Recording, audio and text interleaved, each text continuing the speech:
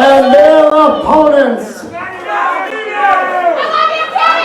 they are the team of Mike Angels and the grizzled veteran Chad Tatum.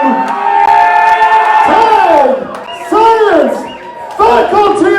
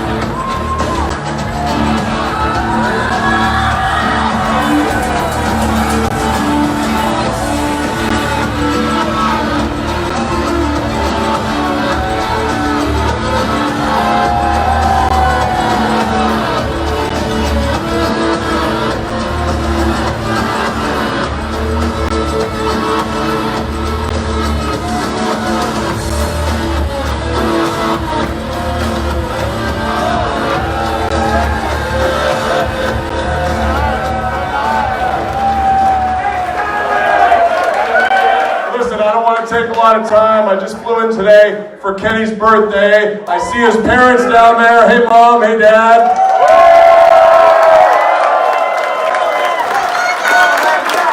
Tony Candello guarding the cake, ladies and gentlemen.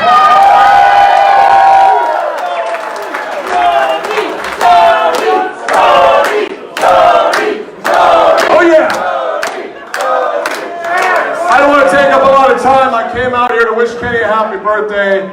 Everybody knows Kenny and I have a very special relationship. His uncle, Kenny's uncle, the Golden Sheik, God rest his soul, was the one along with Tony who trained me in the business.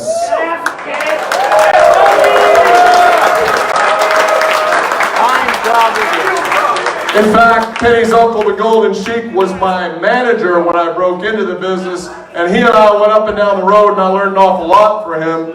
So I still remember very fondly the day, must have been, God, almost 18 years ago, Kenny, when this skinny, nerdy-looking kid with curly blonde hair came into one of my shows, and he said, "No one will give me a chance. No one will let me wrestle. I just want to wrestle." And I saw something at that moment, and I said, "You know what, kid? We're going to let you go out there." And then he said, "No one will let me go out there. They want me to wear a mask." And I said, "No, man, take that mask off. You go out there and you get yourself over." And I gave him his first break in the business.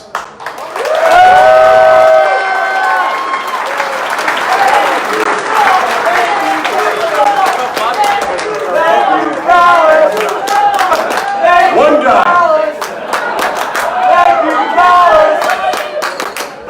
And I think back about that day, Kenny, and I think about how far you've come from that nerdy 15-year-old kid who just wanted to wrestle.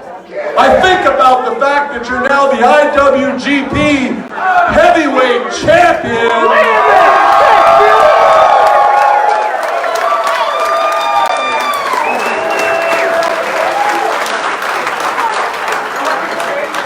I think about how special it is for me that those 7-star matches that I got to sit at ringside and lay my voice to what you were doing in the ring is something I'll never forget.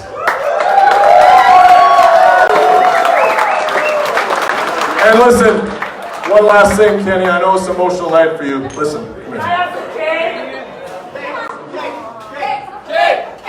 Diane, I got one more thing to say. So Kenny, when I think back on that day you came through my door and I gave you that break when no one else would, I think back on that day as the worst goddamn day of my life.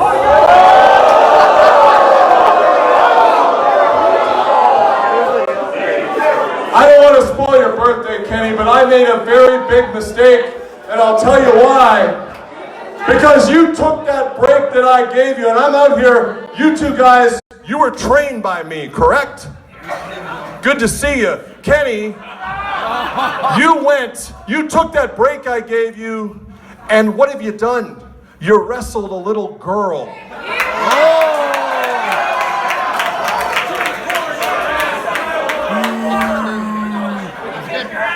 That was good, Kenny, show.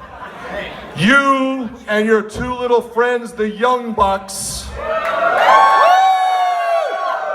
You talk about change the world. You ruined my world. You've ruined professional wrestling with your stupid comedy garbage that you do. Oh, you're talented, no doubt, but you've ruined the business. Your uncle would be embarrassed to call you. Let me. I said I was the invisible hand of pro wrestling, so I'm going to lay it on the line for you. 6-star match. You and I both know that Okada carried you. Let's just be clear about one thing, because it doesn't get reported. The only reason you got that shot at Okada where you won the title was because I got my friend Chris Jericho to agree to wrestle you. Otherwise, you were going to be gone. Oh. You're welcome, Kenny. Liar! Liar! Liar!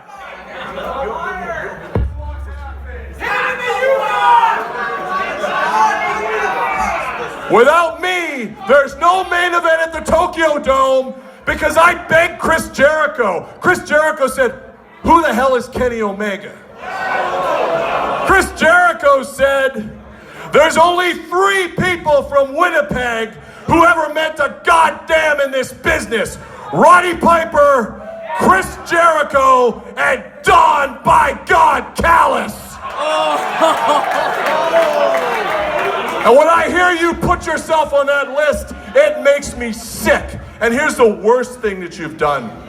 You've taken all your talent and all your fame and your IWGP title And what do on the one day off you have? You come to a second-rate dive bar with a bunch of losers from Winnipeg.